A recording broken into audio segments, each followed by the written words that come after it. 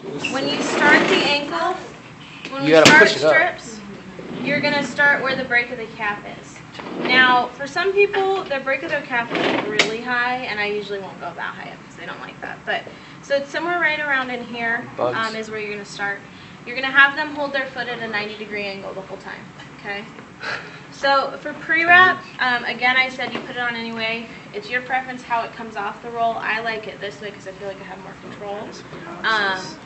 And then I also like to start at the bottom and work my way up. And the reason for that is my first piece of tape is going to be at the top. So I can hold that pre-wrap down, okay? So again, it's just covering it up.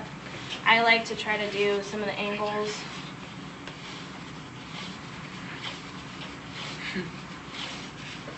Okay, so it's not, doesn't take a ton. It takes a little bit of force to lay it down and then not to let it roll. So you just got to figure out what that is. So your first strip, we're going to do 2 to 3 anchors. I typically always do 3. So it's just, you have to notice the way I'm angling it. So if I were to go straight down, it's not going to lay the whole way. And then the angles change. So there's my 2 to 3 anchors.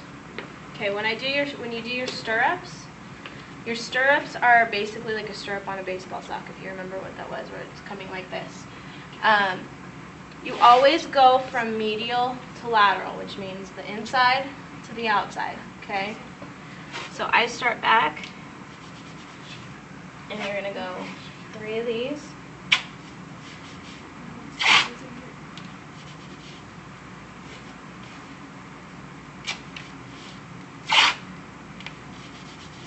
You want to use the tape and cover half the width because it makes the tape job stronger. So each strip should be go half the width of the previous strip. Okay, so there's my 3 anchors. Then my 4 to 5 fill-ins. Basically what you're doing is you're filling in, you go back up to where you started, you're filling in to the base of the ankle.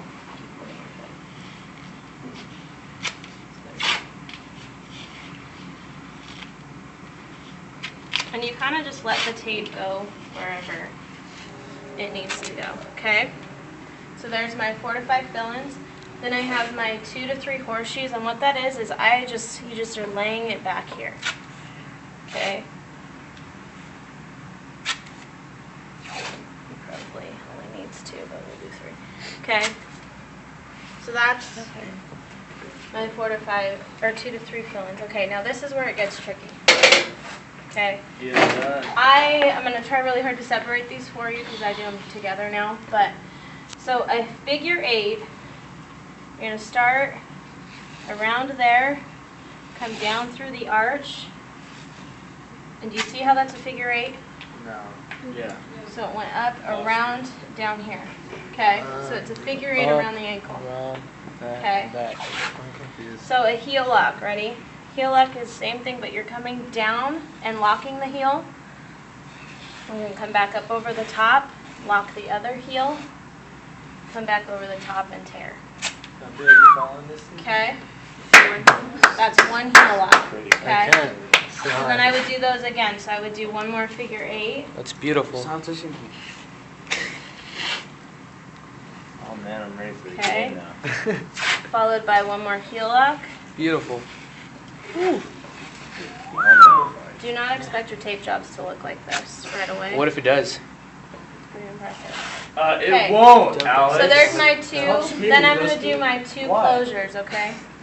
So you're going to do one at the arch here as a closure strip, and then one at top as a closure. Okay? And that is the basic ankle tape. I hope I have the tape. Look at the camera. Okay, so that's a basic ankle. I will demonstrate this quite a bit, I'm sure.